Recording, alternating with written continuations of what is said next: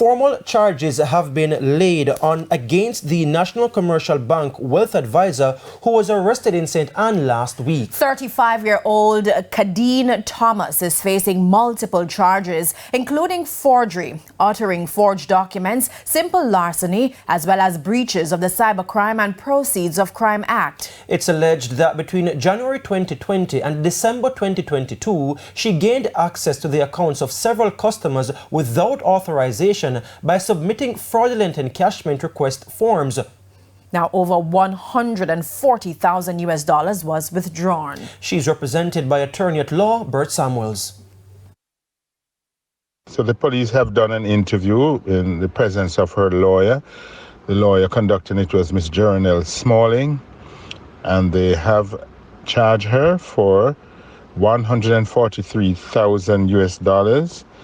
And their charges of forgery, uttering forged documents, simple larceny, breaches of the Cybercrime and Proceeds of Crime Act.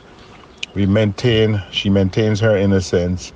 We are in court on Friday of this week, and which will be applying for bail for Ms. Thomas, and we will see what happens thereafter when we get discovery, that is, what is the evidence against her. We'll certainly have more to say, but for the time being, her plea is that of not guilty.